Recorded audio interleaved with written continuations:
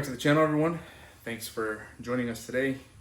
Today we have another install video, and we're not putting anything on either of the Corollas today. We're actually installing something onto the CX50. As many of you may know, if you follow me on Instagram, about a year ago, my wife and I purchased a 2024 Mazda CX50 Turbo Premium Plus, fully loaded. You would think that dash cams nowadays would be like factory equipment on these cars, but they're not. One of the first things I've been wanting to do on the Mazda, besides getting the windows tinted and throwing some all-terrain tires on there, which I've already done, was a dash cam. Being that it's my daily driver, I drive about an hour to and from work every day, and it's the dedicated family vehicle.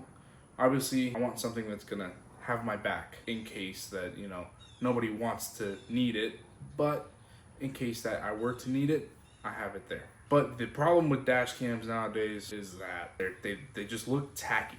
You've got wires dangling all over the place. And if you want to do a clean install, you gotta pull apart half of your interior. I don't feel like doing that. So I've been looking around for some OEM looking stuff. Actually, I had a company called MANGOAL reach out to me, and they've allowed me to test out one of their OEM looking dash cams. I have it right here, fresh in the box, plastic still on it. I haven't even opened it.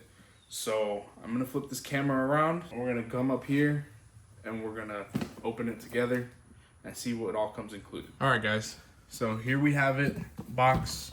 Haven't even opened it yet, as I stated before. I left my knife inside, so I'm gonna use a flathead here. And while we open this, some of the highlights about this, from what I can tell, 4K dash cam, which it's what you want nowadays. You want that clarity. And it allows for high-speed downloads for the videos from the app itself. It is OEM looking, so it's gonna look flush. You're not gonna have any wires or anything like that hanging around. As you can see, it is for the CX50 2023-2024. Seems like for the 2025, they changed some stuff. So nice little box. Let's set this to the side. And by the side, I mean on top of the Corolla, because it's just sitting there. And we'll slide this up. It wants to cooperate. There we go. All right, guys. So I went ahead and I just moved the box out of the way because I don't have a whole lot of work space here, which I'm working on that, but for now, the space I have will have to do. First things first, we'll start off with the physical camera housing right here. It is the entire housing is being replaced over here on your right side or passenger side here in the United States. You have your memory card slot. Over on your left side or the driver's side here in the States, you have your indicator lights. I'm going to assume that this is like to save a recording, and your power button, which is nice that it's on the driver's side, so it's easy access. Here you have your power plug for the rear camera if you opted for it, and you also have a GPS sensor. Oh, look at that. And it tells you what to search for if you do want to opt for that. That's very nice. They also include a pry tool, which is nice if you don't have one. I do have a set of my own, but it is very nice that it's included. You have your owner's manual, which we can go in here and we can see features. You got your built-in Wi-Fi, your G sensor, your parking mode, which requires a separate hardwire kit. You've got your Novatec NT96670 processor and a Sony IMX335. 4K at 30 frames a second, which is plenty suffice for dash cam footage. You've got 150-degree ultra wide angle, your loop recording, and it does require a 128GB class 10 U3 micro SD card for the 4K recording. And if we go through here, it's just precautions, installation manual, how to install everything. So from what I can tell, this owner's manual is actually very thorough. It tells you the exact type of memory card that you need, You do have to format the memory card in the camera. It'll start automatically recording once you turn on the car, setting the date and time. It tells you the app that you need to download, and it even tells you how to transfer to your PC. Got more camera specifications here. So real quick, before we continue on to the installation, go ahead and just show you how to download the app. So since I'm using my phone to record, I'm gonna go ahead and bring out my iPad, and we're gonna download the app onto the iPad. So we'll scan the QR code. It'll pop up at the bottom of your screen, which is right there. So when that website pops up, you'll hit the second option. I know it's gonna be in a foreign language, but I mean, it's only two options. You just hit the bottom one, it pops this up, you'll hit get, and then it'll pop this up and it'll request your information. So let me go ahead and take care of that. I'm just gonna go ahead and install. And while that installs, we'll continue on with the rest of the video. So we will continue on now that the app has finished downloading. They did include a 128 gigabyte micro SD card that meets the requirements stated in the owner's manual. So that is very nice. And that should hold quite a bit of dash cam footage before it starts to overwrite itself. 128 gigs is a decent amount. So thank you, MANGOAL, for that. Here we have the specific wiring for the Mazda. And this is the power connector that's gonna go to the dash cam. And then this is the splitter that will go in place of the original wiring that we will see once we actually get into the Mazda. They do also include some documents here. This one, it's pointing out something with the wiring on the Mazda. This is pry off, or to pry these buckles one by one, and it also has app connection troubleshooting. Now you may be asking yourself, what are these wires over here? When I spoke with MANGOAL about this collaboration, they asked me if I wanted to do the front dash cam or the front and the rear. I communicated with them that I you know, for the time being, I only want to do the front one, but they did include the rear camera, and they also included the wiring to enable the parking recording and the sensors and stuff.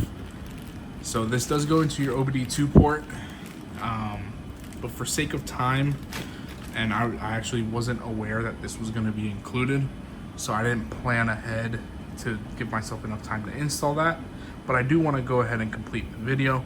So I'm just going to focus on installing the front dash cam for now using this power splitter here, and this I will save for a later date when I have more time, and I will go ahead and do an install video explaining how to add on the rear camera with the wiring and where to tuck the wiring specifically in the CX50, along with the OBD2 port powering, which I'm still debating, because if I do certain things that I want to do to the Mazda, it's going to require access to the OBD2 port, and that might interfere with powering the dash cam. So I might just leave it with this harness, but I digress. Let's go ahead and move over to the Mazda. We still have some daylight, so I'm going to see what the footage looks like. Hopefully it's not too dark. If not, I'll throw some lights in there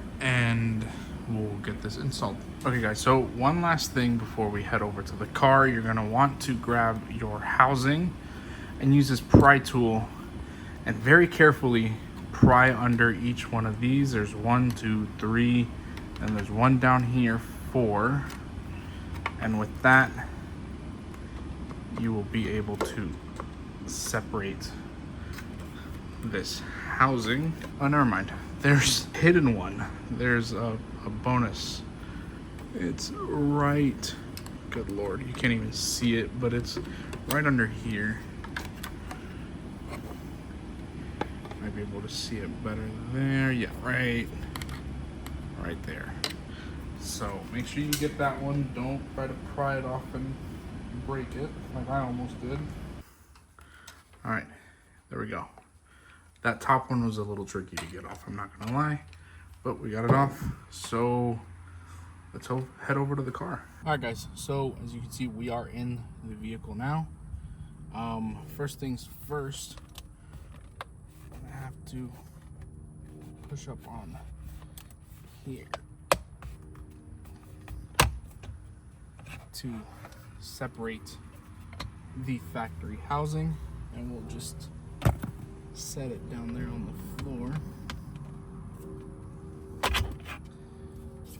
Don't be afraid to use a little bit of force. It'll come out just fine. Okay, so now that we have that out of the way, we're gonna go ahead and where the reading lights are, we're gonna open the sunglass holder up. There's 2 Phillips screws up here. So you're gonna need a Phillips screwdriver for this project as well. And there's 2 screws there, and you'll just take those out, and this whole assembly should pop down. All right, so we've got a decent sized Phillips screwdriver here. So we're gonna go ahead and pop these 2 screws right out. Careful not to lose them.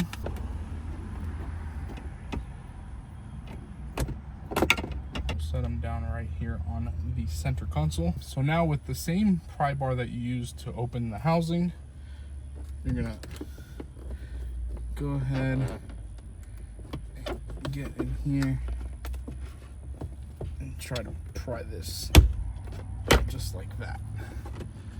Don't be afraid to use a little bit of force. That's kind of scary with new cars, but just like that, we have it down. So now we can just go ahead, we can unplug that and those 2 up there, and then we'll have full access to this up here. So let me go ahead and do that real quick. I will say, don't be afraid to use your pry tool to push the buttons down, because especially up here, it's a very tight squeeze. Now, this is where it gets a little tricky, because I haven't found a video online that's specific to the CX50, at least one with the sunroof, which I have, the panoramic sunroof. So you have 2 boxes here. This is where, huge shout out to MANGOAL for including this. That's where this paper comes in handy. You look at this paper and then look up here. So we know that we have to use this one on the right. The one on the right is the one that you're going to want to unplug. My apologies. Seems like everything is against me today. My phone's overheating, so it doesn't want to work with the flash. So we've got backup lighting. As I was saying, thanks to the quick note that MANGOAL provided when it comes to dealing with the 2 connectors on the CX50s with the panoramic sunroof, we're going to go with the one on the right. It's always going to be the one on the right. So we'll go ahead and we'll undo this one. Don't be afraid to use a little bit of force. These plugs are all brand new. So, all right, from there, we're going to need our handy dandy splitter here. This part is going to plug into the plug that we just pulled out. So, in this exact orientation also, hopefully I can do this with one hand. Boom, just like that. And then what we'll do immediately after, we'll try and tuck these wires up a little bit as we go to plug in this into the plug that we pulled the original plug out of, the original connector out of. Again, don't be afraid to use a little bit of force to get that in there. And then we can go ahead and just find a way to tuck away these wires neatly, just like that. Shouldn't be too hard. There's plenty of space up here to tuck away wires. So now another thing that you'll want to go ahead and do to prepare for the next step is this. You'll just want to push it down. It'll slide out of place and kind of just hang there. And then we're going to feed this wire, the power wire, we're going to feed it in through here, up here, right through this hole. We're going to feed it down.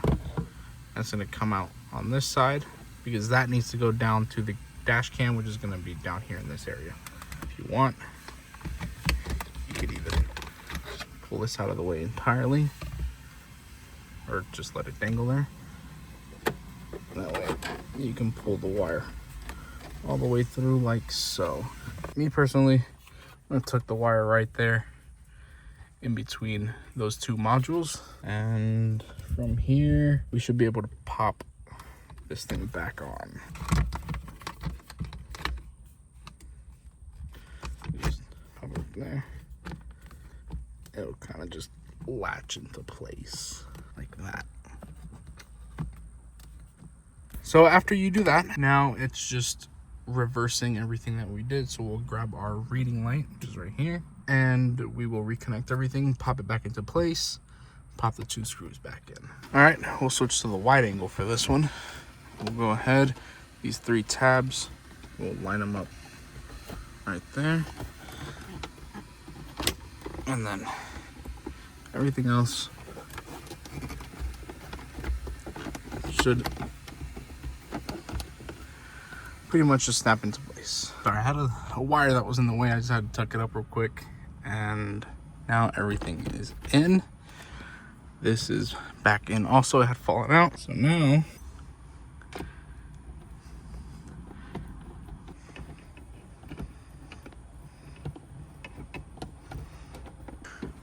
close that and on to the next step. All right, so I went ahead, I took care of some wire management real quick. Since I won't be using the GPS or the rear dash cam at the moment, I went ahead and I tied those cables up. And now we will grab this left piece. It clicks in over on the side over here. So you see those 2 tabs right there? You will line it up with these 2 tabs right here. And like I said, we'll line up these 2.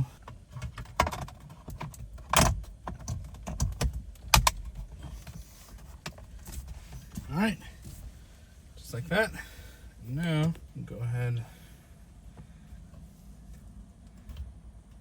turn that.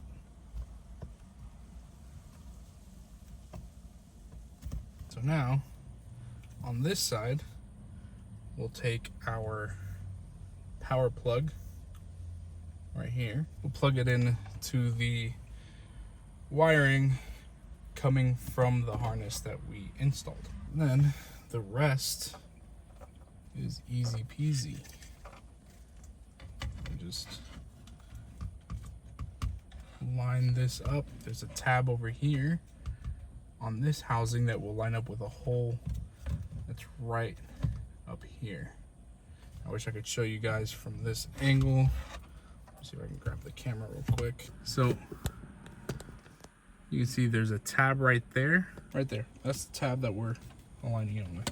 So a little difficult to record, so I'm going to cut the clip. I'm going to pop this in there, and then we should be done. And we'll go back to the iPad and connect it. All right, so now everything is installed. It's clipped on.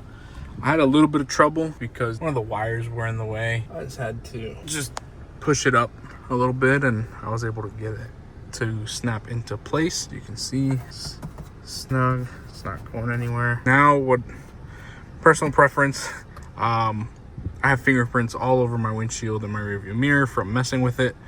So I'm gonna go ahead, I'm gonna wipe everything down, and then we're gonna go ahead and start working on the app. All right, guys, so go ahead and get our memory card installed right there.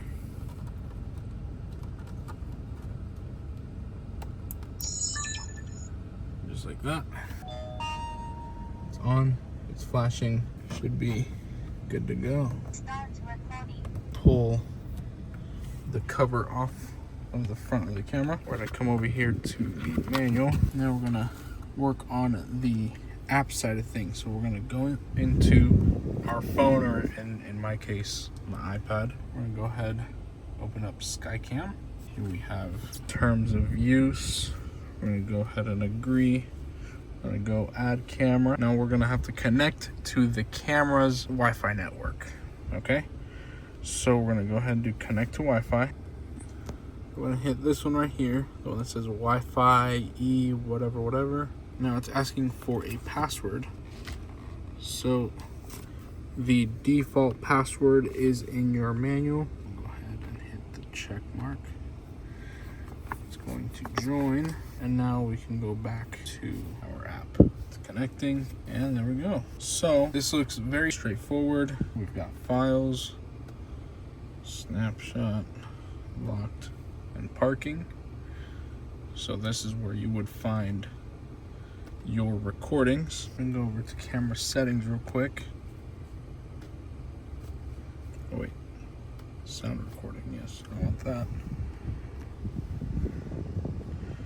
12 megapixel, set that to medium. There's various different settings that we have here. So here you have options for your parking mode, where you can set the duration, the collision detection sensitivity. Here you can change your Wi-Fi password. You can format your memory card. Turn off the speaker. I can always just tell by the indicators if it's recording or not. Now that it's steady blue, it's not recording. Because I'm in the settings, you'll see that once I go back here and it says recording, come back over here and the blue light is blinking, so that's how you know that it is recording. I think it's a pretty straightforward app. You can take a snapshot, I'm going to assume that's pause the recording. Yep, you can pause the recording, you can resume it from your phone, you can take a capture, and then those, or you take a capture, it'll go here, you go over to snapshot, and there you go. That's actually it's pretty clear. I mean, it's a little grainy, it is dark, but I mean, for it being dark, that's pretty good. Take a look at it. We have your general terms of use. You can see your date down there, your time, which actually should probably set that, or be sure that it's set. The audio was pretty clear, which is good. Alright guys, so that is the app. Like I said, it's pretty straightforward. The installation is pretty straightforward. There's a couple little tedious things that you gotta do, but pretty straightforward for the most part. So I'm gonna go ahead and close out the video, and then I'll have the clips for you guys at the end of the video as promised. Alright guys, so that's gonna go ahead and wrap up the video. Like I said, after I end this clip, I'm gonna have a daytime driving clip from the dash cam, and I'm also gonna have a nighttime driving clip from the dash cam. Overall, the installation was quite simple. There's a couple little tedious things that you gotta do as far as like with the clips. You gotta tuck the wires away in a way that they don't interfere when you're trying to clip the housing back together. But besides that, it's really not that hard. Just a couple screws, a couple plugs, and you're good to go. I think the overall fit and finish is what really stands out. The best part about this dash cam, and one of the main reasons why I was so excited to be able to test this out, is because of that OEM look that it gives. You don't have to, like I said in the beginning of the video, you don't gotta worry about wires dangling around and, you know, running a wire through your dash or through your headliner down the dash. You know, you don't have to worry about any of that stuff. You just plug in, clip it in, you're good to go. You got 4K footage, which I'm excited to try out, especially during the nighttime. Just from what I saw in the app, the images look very clear. I know that once you download them off of the camera, because the quality is affected slightly from streaming, so once you actually download the footage onto your phone, it'll look even better.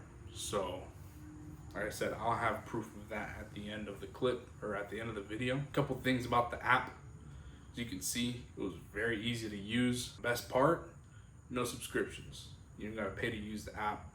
It's free, and you have access to all the features, and especially if you decide to go with the parking mode and going through with the setup for that, then you'll have even more features. And if you decide to also opt in for the GPS, then you'll have those features as well. Overall, I'm very happy with the product so far, with that OEM look and not having to worry about cables and stuff. It's pretty much gonna be one of those things where you forget it's even there. That's the nice thing about it. Anyways guys, I'm gonna put these clips at the end. Y'all let me know what you think in the comments down below. I'll have links in the description to MANGOAL's website and a link to this camera specifically, so you guys can go ahead and check it out and get one for yourselves if you're interested in getting one for yourself. So I will have those readily available down below. I hope this video was helpful. If you have any questions, don't hesitate to leave a comment or reach out, and I will help you out to the best of my ability. Thank you guys for watching, and I'll see you on the next one.